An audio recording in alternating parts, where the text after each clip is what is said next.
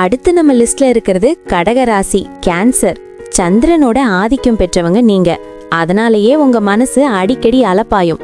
ஆனா இந்த 2026 பரபாவ வருஷம் உங்களை ஒரு தெளிவான பாதைக்கு கூட்டிட்டு போக போகுது. வணக்கம் கடகராசி நேயர்களே. ராசி மண்டலத்தோட 4வது ராசி நீங்க. மத்தவங்க மேல ரொம்ப பாசம் வச்சிருப்பீங்க. மத்தவங்க கஷ்டப்பட்டா உடனே உருகிடுவீங்க. ஆனா இந்த 2026ல நீங்க கொஞ்சம் உங்களுக்காக வாழ பழகிக்கணும். இந்த வருஷம் உங்களுக்கு எப்படி இருக்க போகுதுன்னா, உழைப்புக்கு ஏத்த பலன் அப்படின்னு ஒரு வரி சொல்லலாம். கிரகங்களோட நிலை இப்போ உங்களுக்கு ஒரு விதமான பொறுமையை கத்துக் கொடுக்கும். வருஷத்தோட முதல் 3 மாசம் கொஞ்சம் அப் அண்ட் டவுன் இருந்தாலும் ஏப்ரல் மாசத்துக்கு அப்புறம் ஒரு பாசிட்டிவ் எனர்ஜியை நீங்க உணர ஆரம்பிப்பீங்க. வேலை விஷயத்துல பார்த்தா இந்த வருஷம் உங்களுக்கு கொஞ்சம் ஹெவி தான். அதாவது ஒர்க் ப்ரெஷர் அதிகமா இருக்கும். ஒரு வேலையை நீங்க முடிச்சதும் அடுத்த வேலையை உங்க தலை மேல போடுவாங்க.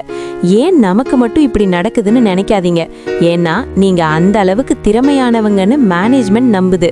கவர்மெண்ட் ஜாப் ட்ரை பண்றவங்களுக்கு ஆகஸ்ட் மாசத்துக்கு அப்புறம் ஒரு நல்ல செய்தி வர வாய்ப்பு இருக்கு.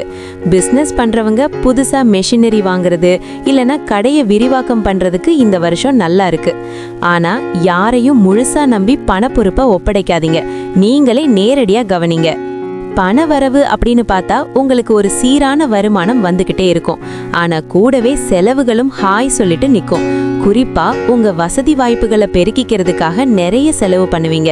புது ஃபோன் வாங்குறது இல்லைன்னா வீட்டுக்கு புதுசா ஏதாவது பொருட்கள் வாங்குறதுன்னு செலவு வரும். இதெல்லாம் தேவைதான். ஆனா எமர்ஜென்சி ஃபண்டுன்னு ஒரு தொகையை ஒதுக்கி வைக்கிறது ரொம்ப நல்லது. பழைய சொத்துக்கள் விற்கிறதுல இருந்த தடைகள் நீங்கும். ஷேர் மார்க்கெட்ல லாங் டேர்ம் இன்வெஸ்ட்மெண்ட் பண்ணீங்கன்னா இந்த வருஷம் உங்களுக்கு கை கொடுக்கும். குடும்பத்தை பொறுத்த வரைக்கும் இந்த வருஷம் ரொம்ப சந்தோஷமா இருப்பீங்க. குறிப்பா உங்க அம்மா வழி உறவினர்களோட இருந்த சின்ன சின்ன மனஸ்தாபங்கள் சரியாகும். வீட்ல விசேஷங்கள், விசேஷமான சாப்பாடுன்னு கலகலப்பா இருக்கும். ஒரு சின்ன விஷயம் கணவன் மனைவிக்குள்ள ஈகோ வராம பாத்துக்கோங்க. மத்தவங்க பேச்ச கேட்டு வீட்ல இருக்கிறவங்க கிட்ட கோபப்படாதீங்க.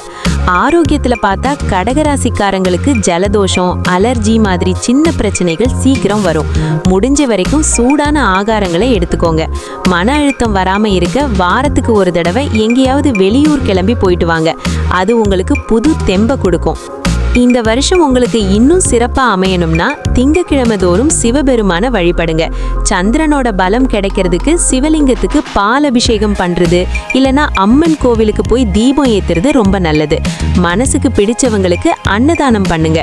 மொத்தத்துல கடக ராசிக்கு இது ஒரு பக்குவமான வெற்றி வருஷம் தான். All the best.